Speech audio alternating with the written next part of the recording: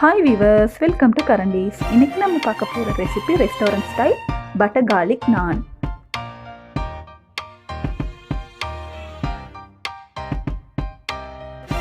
நான் செய்கிறதுக்கு 2 கப் மைதா எடுத்திருக்கேன். அதுக்கு 1 டேபிள்ஸ்பூன் yeast, 1 டேபிள்ஸ்பூன் சுகர் எடுத்திருக்கேன். அதுக்கப்புறமா கொஞ்சம் உப்பு, கொஞ்சம் எண்ணெய். இதுதான் இதை செய்கிறதுக்கு தேவையான பொருட்கள். முதல்ல ஈஸ்ட் ஆக்டிவேட் பண்ணுறதுக்கு சுகரில் கொஞ்சம் வெதுவெதுப்பான தண்ணி போட்டுக்கோங்க. போட்டுட்டு சுகரை நல்லா கரைச்சி விட்டுட்டு அதோட நாம் எடுத்து வச்சுருக்க ஈஸ்ட்டையும் சேர்த்துக்கலாம்.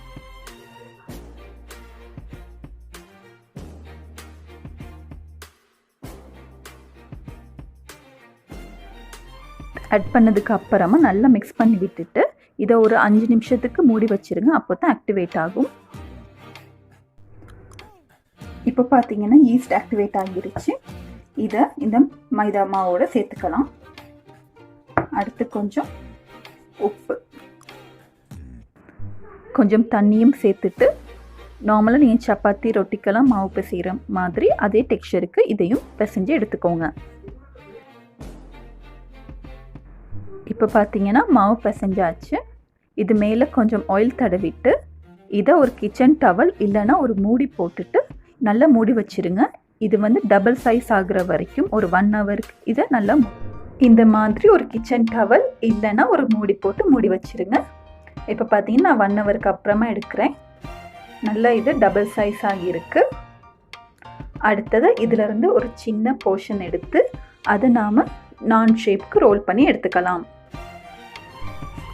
இந்த மாதிரி ஒரு சின்ன போர்ஷனை முதல்ல கையில் தட்டி எடுத்துக்கோங்க.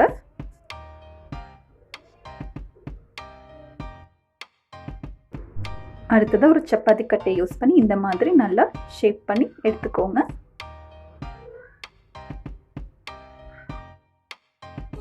அடுத்ததாக இதில் இந்த மாதிரி சின்ன சின்னதாக கட் பண்ணியிருக்க பூண்டை இந்த மாதிரி வச்சுட்டு இதை இந்த மாதிரி ப்ரெஸ் பண்ணிக்கலாம்.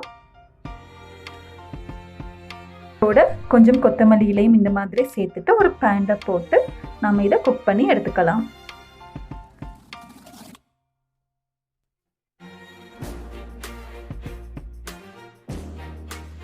பேன் ஹை ஃப்ளேமில் வச்சுட்டு இந்த நானை ஆட் பண்ணிக்கலாம். ஆட் பண்ணதுக்கப்புறமா இதில் பார்த்தீங்கன்னா தெரியும், இந்த சைடில் எல்லாம் பபிள்ஸ் மாதிரி வருது. நல்லா பபிள்ஸ் வந்ததுக்கு அப்புறமா இதில் பட்டர் கொஞ்சம் ஆட் பண்ணிக்கலாம்.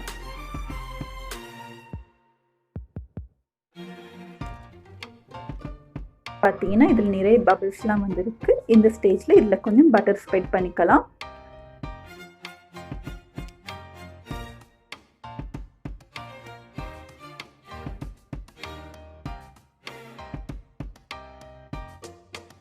பட்டர் ஸ்ப்ரெட் பண்ணதுக்கு அப்புறமா இதை திருப்பி போட்டுக்கலாம்.